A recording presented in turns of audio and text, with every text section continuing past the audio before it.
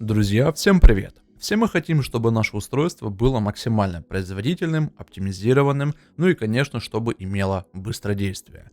Такие надежды были на HyperOS, ну и в частности на одно интересное приложение под названием Рабочий стол. Но оно имело определенные проблемы и немногие хотели его устанавливать. Но вот уже сегодня обновление вышло, которое позволяет улучшить свое устройство Xiaomi, ну и конечно не только вышло обновление для рабочего стола, но и для Poco Launcher. Потому в этом видеоролике мы это и рассмотрим. Так что присаживайтесь поудобнее, и мы с вами начинаем.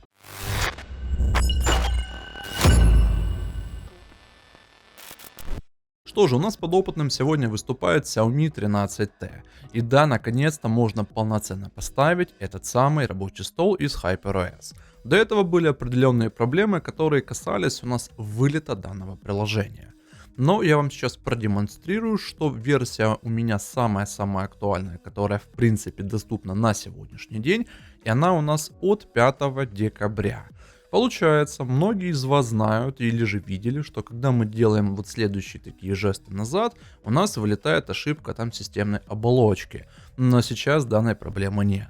И также от себя хочу сказать, что было замечено улучшение оптимизации быстродействия аппарата. В частности, это касается у нас перехода из раздела там в недавние, из раздела там приложений, ну и тому подобного. То есть аппарат хорошо отрабатывает, анимации также плавные. Особенно мне нравится то, что у нас новая анимация вылета этих больших папок. Плюс, как вы еще можете заметить, у нас есть размытие в папках. И это очень круто. Также еще меняется у нас такой вот стиль изменения папки, то есть именно сама такая картинка его меняется. Ну и также еще можно отметить то, что когда мы выбираем приложение, то у нас на этих приложениях появляются три просто пункта. Сейчас давайте попробуем с вами эту историю найти. Вот, то есть информация, удалить и поделиться. То есть также обновленный стиль тут присутствует. Собственно, это и все, что по такой визуальной составляющей и по общим ощущениям от рабочего стола. Что касается его настроек, то, к сожалению, у нас вырезают размер значков. Да, об этом я сразу предупреждаю, но, как по мне, с этим с одной стороны можно смириться, потому что главное это стабильность приложения. Потому что без нее, вы сами понимаете, ничего не будет. Ну а с размером значков можно, ну, немножечко как бы, ну и перебиться. Хотя, опять же, это не для всех, утверждение мое может подойти. Ну а так-то, что вы тут можете заметить, у нас все остается, ну, грубо говоря, по-старому из этих самых обновлений HyperOS. Получается, в раздел «Другое» у нас переносится расположение объектов недавних, то есть воедино все это объединяют. Ну и плюс способ навигации, также тут все воедино разрабы у нас решили объединить. Так что, подведя по этому вопросу некий такой итог, могу сказать, что я лично остался очень доволен тем, как в принципе она работает, и то, как можно улучшить свое устройство еще под управлением MIUI 14.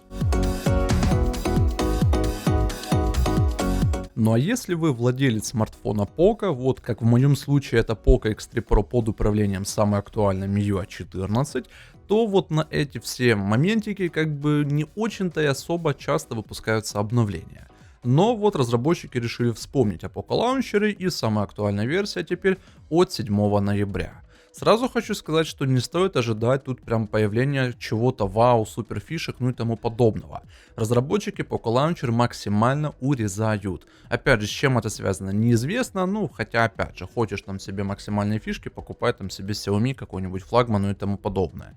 То есть тут с этой стороны как бы да, разработчики на это и намекают. Но а так-то, кроме изменения циферок, ну и некого такого, знаете, оптимизирования я не заметил. Не сказать, что это оптимизирование прям супер такое заметное, но, по крайней мере, почему бы и нет, если разработчики нам эту всю историю дают. Но если брать во внимание размер значков, ну, имеется в виду по отношению к MIUI Launcher, то тут этот раздел у нас присутствует, и он никуда не пропадает. Ну и, конечно же, напоминаю вам, что в MIUI есть такая опция, как цвет фона значков, которая применяется не ко всем, понятное дело, значкам, там, гугловские приложения, какие-нибудь сторонние, а что касается значков MIUI, то увы, эта история с ними не работает.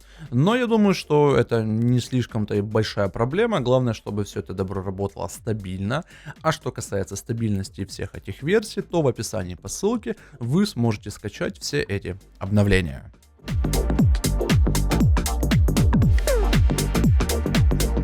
Ну и бонусом хочу вам показать, как можно себе сделать вот такую красоту на своем Xiaomi. То есть вы видите, что оно у нас переливается, и это вся история как в HyperOS. Мне там написали, что вот уже про это все рассказали, но я не вижу лично в этом никакой проблемы, если расскажу об этом на своем канале.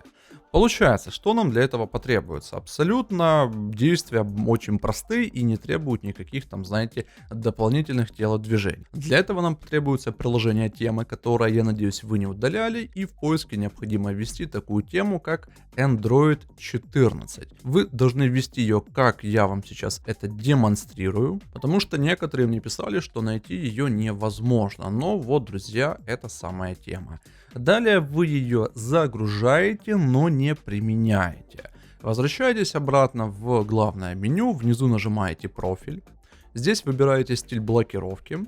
И вот тут наша с вами тема. Нажимаем на стиль блокировки, можем в принципе его для начала применить. Выбираем применить. Далее мы возвращаемся назад, и внизу у нас есть настройки. И вот тут что самое интересное. Есть два вот эти раздела, с которыми нам нужно поиграться. В первом мы выставляем Open, а во втором мы выставляем свою фотографию. Фотография может быть ваша персональная, а может быть из HyperOS. И, кстати, полный архив полный архив обоев из HyperOS находится также в нашем телеграм-канале, ссылку на него оставлю в описании. Так вот, мы, допустим, разархивировали там фотографии, мы хотим выбрать то, что нам нужно. Допустим, нажимаем вот сюда, на еще какой-нибудь давайте выберем, окей, и все. Далее выходим назад, снова нажимаем на этот экран блокировки, применяем и дальше выходим на рабочий стол. Блокируем аппарат и смотрим, что мы с вами получили. Вот такая прикольная история. Еще какой важный момент, эта история может слетать с помощью перезагрузки смартфона, и вам придется все это с нуля проделать. Но в целом могу сказать, почему бы и нет в плане данной кастомизации не попробовать как-то разнообразить свое устройство. Ну что же, друзья, вот такие на сегодня у нас приколюхи для смартфонов Xiaomi и Poco. Я думаю, что каждый из вас что-то для себя вынес из этого видеоролика. Возможно, кому-то понравилась новая версия рабочего стола MIUI, возможно, кому-то Poco Launcher зашел, а кому-то кастомизация. Поэтому в описании вас ждут все ссылки, переходите, качайте и улучшайте свои Xiaomi. Ну а если остались еще какие-то вопросы или забыл упомянуть о чем-то, смело пишите об этом в комментариях. Ну а на этом у меня на сегодня все. Спасибо за внимание и до новых встреч.